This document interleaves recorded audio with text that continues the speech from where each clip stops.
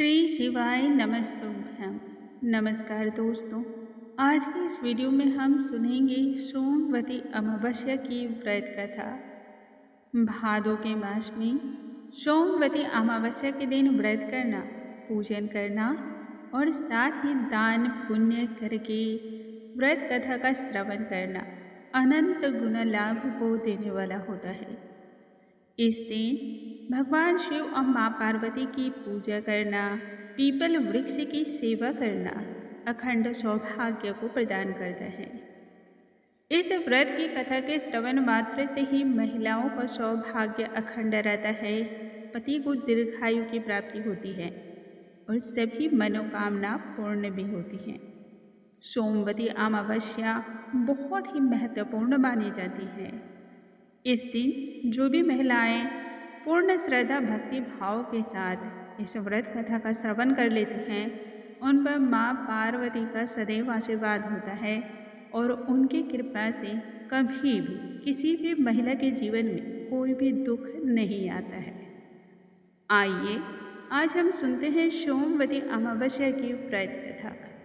जय शिव शंभु, जय माँ पार्वती।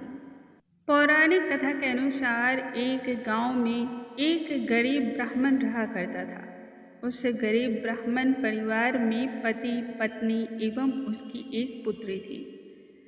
पुत्री धीरे धीरे समय के साथ साथ बड़ी होने लगी और सभी प्रकार के गुणों से युक्त थी।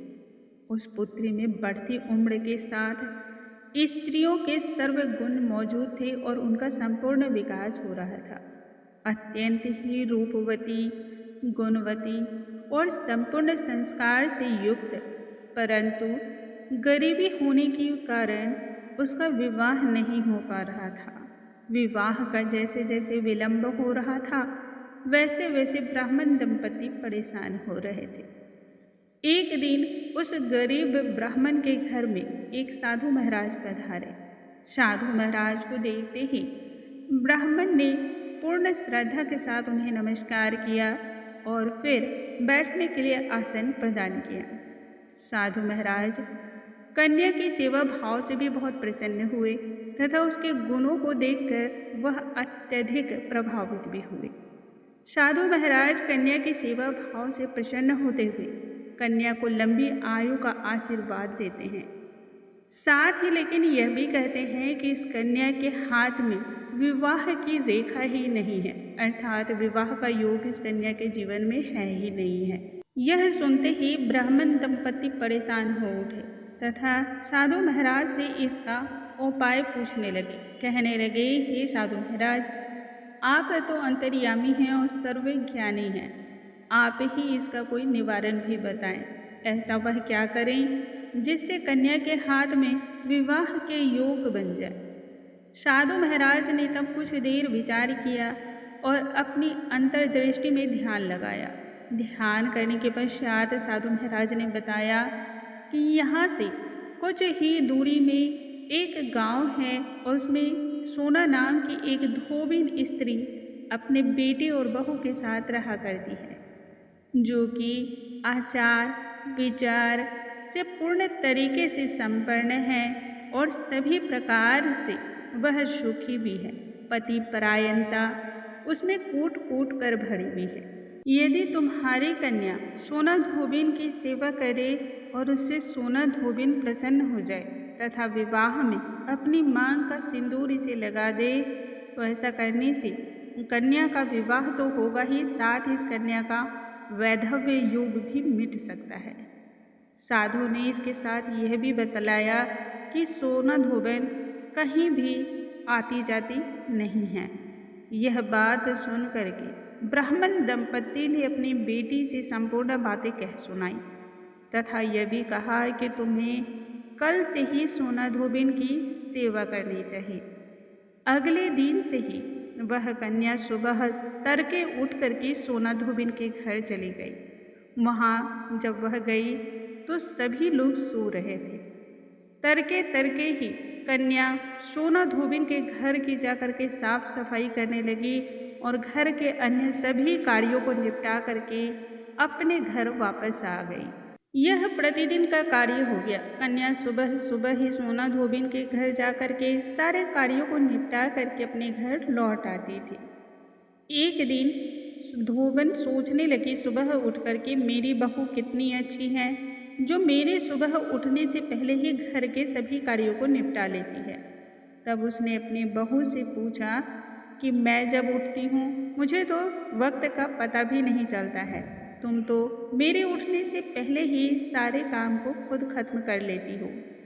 इस पर बहू कहने लगी, माँ मैं तो सोच रही थी कि मेरे उठने से पूर्व आप ही सारे काम को खुद ही खत्म कर लेती हूँ, क्योंकि मैं तो देर से उठती हूँ। जब दोनों सास बहू आपस में बातें करती हैं तब उन्हें इस बात का ज्ञात होता है कि दोनों में किसी ने भी घर का कार्य नहीं किया है। फिर दोनों अचंभित होती हैं कि आखिर घर का कौन ऐसा व्यक्ति है जो सुबह तड़के ही सारे कार्यों को कर लेता है। अब तो दोनों सास बहू दोनों चौकन्नी हो गई और घर की निगरानी करने लगी कि ऐसा कौन व्यक्ति है जो सुबह सारा काम करके चला जाता है। कई दिनों के बाद सोना धोबन ने देखा मुंह अंधेरे ही एक कन्या अपने मुंह को ढक करके घर में आती है और सारे काम करके चली जाती है।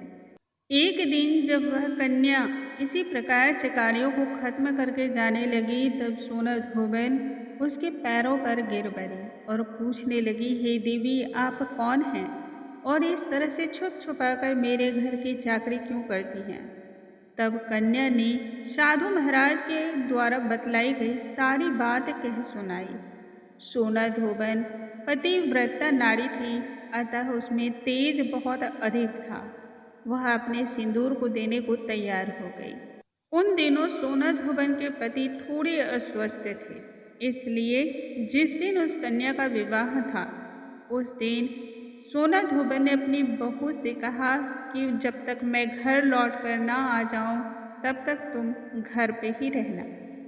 उधर जिस कन्या का विवाह होना था उस कन्या की मांग में सोना धोबन ने जैसे ही मांग का सिंदूर लगाया वैसे ही सोना धोबन का पति मर गया।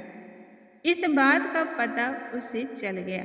वह घर से निराजल ही निकली थी, यह सोच करके कि रास्ते में जहाँ कहीं भी पीपल का वृक्ष मिलेगा तो उसे भंवरी दे करके उसकी परिक्रमा करेगी और उसके बाद ही जल को ग्रहण करेगी। जिस दिन कन्या का विवाह था उस दिन उसके घर से वह इसी प्रकार से अन्न जल ग्रहण किए बगैर ही निकल पड़ी। उस दिन सोमवती अमावस्या का दिन था। सोना धोबन जब ब्राह्मण के घर से निकलने लगी थी तब ब्राह्मण के घर से उसे विदाई में खूब सारे पुए और पकवान मिले थे। रास्ते में ही जाते हुए सोना धोबन रोती हुई जा रही थी और बहुत असमंजस में थी। उसे उसी समय एक पीपल का वृक्ष नजर आया। उसने ईंटे के द्वारा 108 भंवरी उस पीपल के वृक्ष में लगाई और 108 बार पीपल के वृक्ष की परिक्रमा भी की। इसके बाद ही उसने जल को ग्रहण किया। इधर इसकी परिक्रमा पूर्ण हुई और उधर पति को फिर से जीवन का दान मिल गया।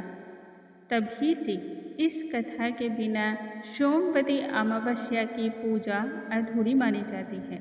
प्रत्येक भक्त गणों को सोमवती अमावस्या के दिन इसकी कथा का श्रवण अवश्य ही करना चाहिए। इससे संपूर्ण जीवन सुख, शांति, समृद्धि और सौभाग्य के साथ व्यतीत होता है।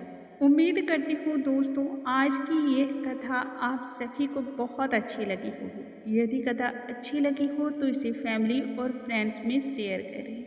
अगले वीडियो में हम फिर से मिलेंगे, तब तक के लिए नमस्कार।